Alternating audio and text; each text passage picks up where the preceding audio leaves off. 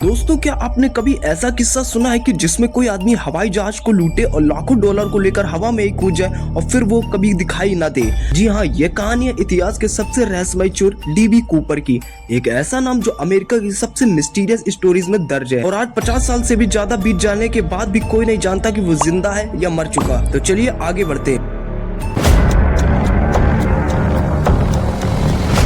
24 नवंबर 1971। Thanks giving से एक दिन पहले 24 नवंबर 1971 को एक शख्स काले सूट, सफेद शर्ट और काले चश्मे में पोर्टलैंड एयरपोर्ट पर पहुंचता है और वह डैन कूपर नाम से नॉर्थ वेस्ट एयरलाइंस की फ्लाइट 305 का टिकट खरीदता है जो सिएटल जा रही थी। वो आदमी बहुत ही शांत था। उसने सिगरेट पी, बॉर्बन विस्की का ऑर्डर दिया और फिर एयर होस्टेस को एक नोट दिया। नोट पर लिखा था, मेरे पास बॉम्ब है, मेरे पास बैठो। एयर होस्टेस ने जब देखा तो उसके बैग में सच में लाल तारों जैसा और कुछ सिलेंडर जैसा कुछ था। कूपर ने अपना खेल खेलना शुरू किया। कूपर ने एयरलाइंस को अपनी मांग बताई। उसने 3 मांगे बताई। पहला था कि उसको $2 लाख नगद चाहिए, दूसरा था कि उसको 4 पैराशूट चाहिए और तीसरा था कि उसको सिएटल में एक ईंधन से भरा विमान चाहिए। उसने यात्रियों को बताया कि ये रूटीन तकनीकी देरी है ताकि कोई घबरा न जाए। फिर जब फ्लाइट सिएटल पहुंची तो FBI ने उसके कहे अनुसार उसको पैसे और पैराशूट दे दिए। कूपर ने 36 यात्रियों को तो छोड़ दिया, लेकिन 4 क्रू मेंबर्स को उसने अपने पास ही रोक लिया। फिर उसने कहा विमान को मैक्सिको सिटी की तरफ उड़ाया जाए। रात के करीब 8 बज रहे थे। फ्लाइट हवा में थी, आसमान काला, बारिश हो रही थी।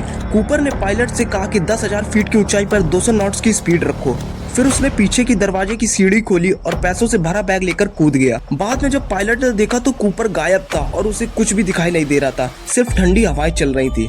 बाद में FBI ने सैकड़ों जवानों के साथ जंगलों और नदियों और पहाड़ों में खोज शुरू की, लेकिन कूपर का कोई निशान नहीं मिला। ना ही पैसे मिले, ना ही पैराशूट मिला और ना ही उसकी डेड बॉडी। केवल 1980 में एक छोटे से लड़के को कोलंबिया नदी के किनारे रेत में 5,800 के पुराने नोट मिलते हैं। इन नोटों पर सेम सीरियल नंबर होता है जो कूपर को मिले थे, यानी वो इस इलाके तक तो जरूर पहुंचा था, लेकिन फिर भी वो जिंदा बचा या नहीं ये किसी को नहीं पता चला। बाद में कई लोगों पर शक हुआ, जैसे रिचार्ड मैककॉय थे।